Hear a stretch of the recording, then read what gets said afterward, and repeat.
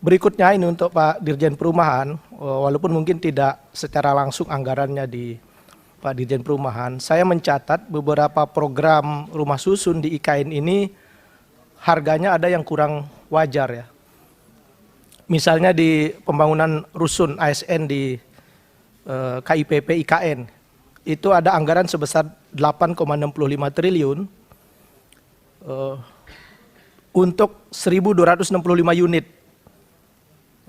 yang kira-kira ini untuk 3.795 pegawai. Kalau kita bagi per unitnya itu harganya 6 miliar 837 per unit. Kemudian ada juga di satu tipe lagi yaitu sub WP1A ya di rusun di IKN ini 1,67 triliun untuk 130 unit. Nah, ini kira-kira 12 miliar per unit gitu. Ada lagi misalnya rusun untuk Hankam ya. Ini program secara umum Pak ya, walaupun anggarannya saya tahu ini tidak di Dirjen Perumahan.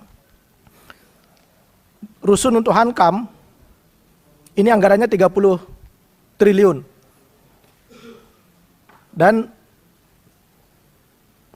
8.525 unit rusun.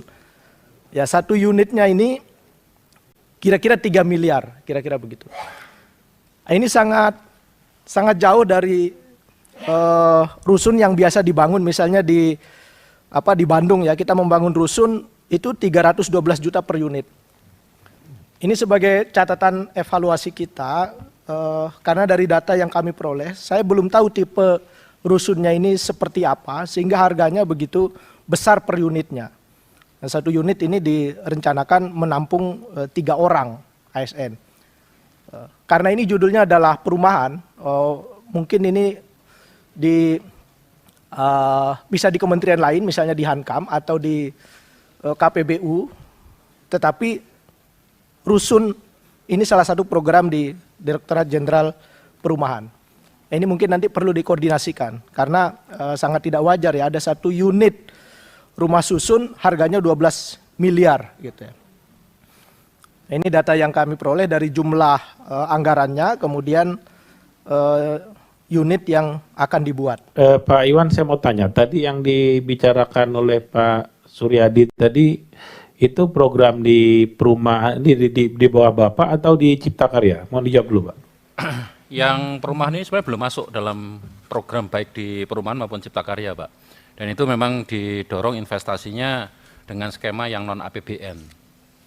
Non APBN. Jadi salah satunya mungkin KPBU dan sebagainya. Jadi kalau masalah biaya-biaya tadi Pak yang nilai itu mungkin, mohon maaf itu mungkin exercise atau masih usulan-usulan itu ya dari berbagai pihak gitu Pak.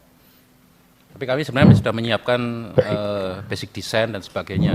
Tapi investasinya mungkin nanti kita didorong memang. Baik. Oleh. Jadi gini, Pak Iwan, kita tidak untuk baku saling jawab. Yang kita bicarakan di sini, tolong mic-nya sebentar Pak. Kita bicara di sini ini APBN Pak. Yang di luar APBN kami tidak punya kewenangan. Kalau investasi ya kita nggak usah bicarakan di sini, karena bukan ruangnya gitu loh. Kami tidak bicara soal investasi di sini. Ya, kita bicara penggunaan dana APBN. Kalau tadi benar yang Pak Suryadi tadi sampaikan dari data yang valid, ini bakal menuai kontroversi yang luar biasa Pak. Orang nanti akan apple to apple sama pengembang ini. Sementara di sana tanah pemerintah kan udah nggak beli Pak. Kalau pengembang itu harga tanah plus harga bangunan. Kalau kita kan hanya harga bangunan ini. Tanah kan sudah hibah itu statusnya, nggak ada jual beli tanah di situ. Tapi kalau bicaranya investasi, dipilah Pak, tolong jangan dimunculkan di APBN. Itu loh, terkait dengan IKN, jangan dimunculkan. Nah, kalau yang tadi pada disampaikan Pak Suryadi tadi, itu sumbernya dari APBN, sama dengan yang saya bicara tadi di awal. Ketika Bapak menyampaikan 36 rumah calon rumah menteri, dengan anggaran 500 miliar. Berarti kan 500 miliar dibagi 36, kan ketahuan. Satu rumah itu nilainya berapa? Tanah tidak beli loh Pak. Berarti pengaturan landscape plus konstruksi bangunan. Nah, kita pertanyaan kita lagi saya tanya tadi, apakah konstruksi plus isi sampai ke tempat tidur, selimut, kamar mandi dan seterusnya semua lengkap. Ini juga harus dijelaskan gitu loh Pak. Ya, saya rasa itu janda Bapak ini sampai di situ dulu Pak. Tapi PR kita nanti seperti itu, harus sejauh mana satu rumah senilai 13 miliar rumah menteri ini. Lalu disampaikan, nah kalau di Jakarta Pak mungkin tidak terlalu mahal, karena harus beli tanah harganya mahal. Kalau di sana tanah kan udah nggak beli Pak. Orang tahu tanahnya sana hibah. Ini saya rasa penting, karena Komisi 5 Pak bakalan ditanya kami. Ini menyangkut harkat dan martabat Komisi 5 DPR RI juga. Bagaimana Komisi 5 melakukan pengawasan? Ya, saya rasa kalau untuk IKN ini kami kita akan tetap awasi Pak. Jangan Bapak merasa risih ya. Kami akan awasi IKN ini secara ketat Pak. Ya, akan kita awasi secara ketat dari Komisi 5 DPR RI ini. Saya rasa cukup, tidak perlu diperpanjang soal ini. Kalau memang itu investasi ya sudah, kita nggak perlu bicarakan. Tapi kalau itu sumbernya APBN, tolong dihitung ulang, itu pesannya. Terima kasih.